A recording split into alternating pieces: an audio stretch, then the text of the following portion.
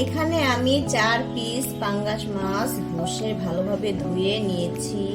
আর নিয়েছি বড় সাইজের 7টি পেঁয়াজ কুচি, 6টি মরিচ ফালি আর একটি মিডিয়াম সাইজের করলা লম্বা করে কেটে ধুয়ে নিয়েছি।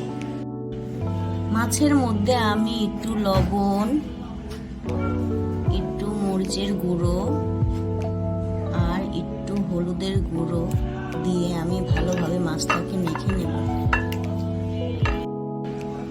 মাছটা আমার মাখানো হয়ে গেছে। এখন আমি 5 মিনিটের মতো এটাকে আমি রেখে দেব। তেলটি গরম হয়ে গেছে।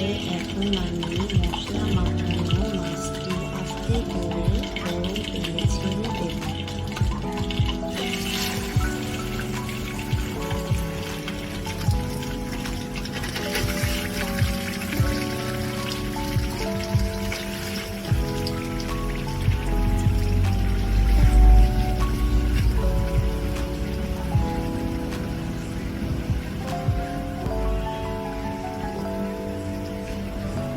যেন গরম তেল শরীরে ছিটে না আসে।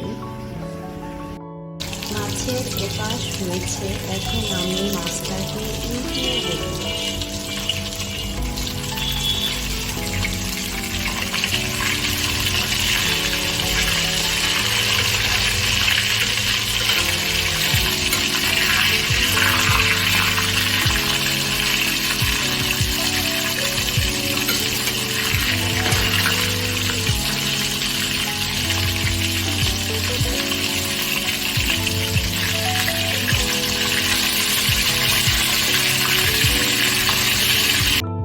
মাছগুলো ভাজা হয়ে গেছে। এখন আমি সবগুলো এক এক করে নামিয়ে নেব।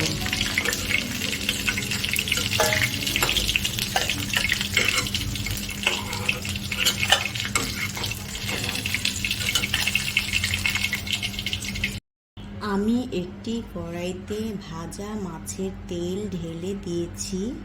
এখন আমি পেঁয়াজ কুচিগুলো দিয়ে দেব।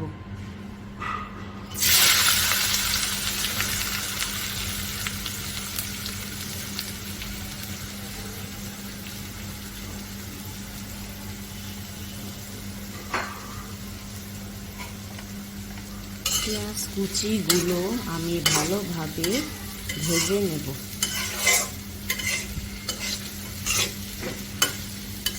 পেঁয়াজ কুচিগুলো আমি নাড়াচাড়া করে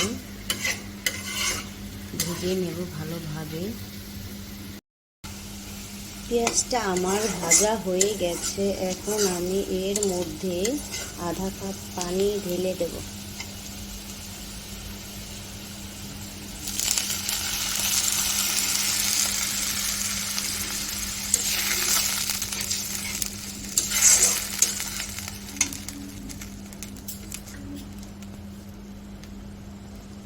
এর মধ্যে দিয়ে দেব হাফ চা চামচ লবণ, 1 টেবিল চামচ মরিচের গুঁড়ো, হাফ চা চামচ হলুদের গুঁড়ো,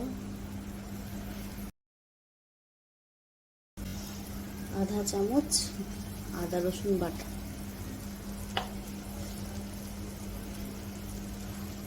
তারপর আমি মশলাগুলো ভালোভাবে নেড়ে চেড়ে নেব।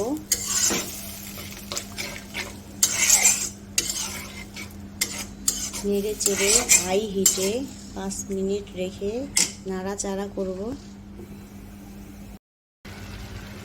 মশলাটা আমি লো আঁচে রেখে দেব। কিছুক্ষণ রেখে দিয়ে ভালোভাবে মশলাটা আমি কষিয়ে নেব।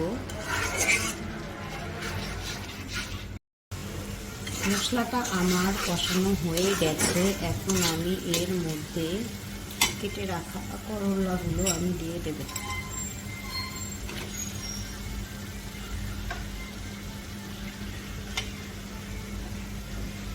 দিয়ে দেব মরিচের ফালি।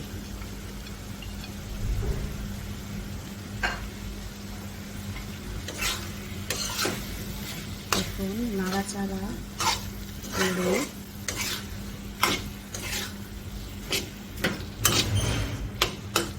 এর মধ্যে আমি কিছু পানি দিয়ে দেব।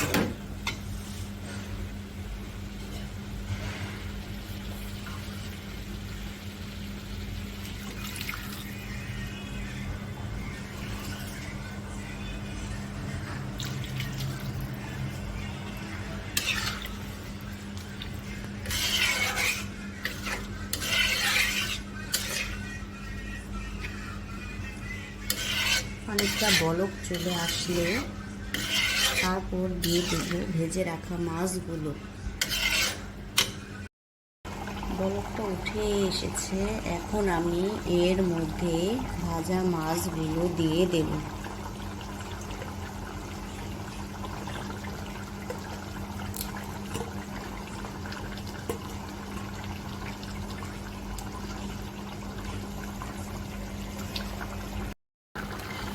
ভালোভাবে নাড়াচাড়া দিয়ে আমি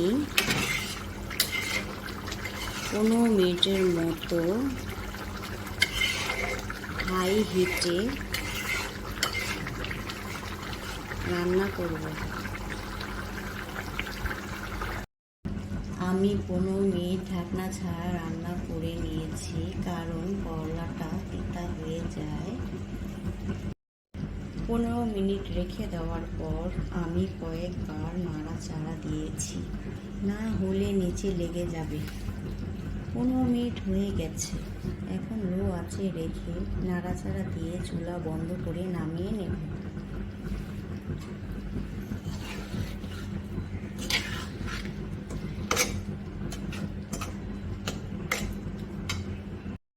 যদি আপনাদের এই ভিডিওটি ভালো লেগে থাকে তাহলে অবশ্যই একটি লাইক, কমেন্টস এবং সাবস্ক্রাইব করবেন। আল্লাহ হাফেজ।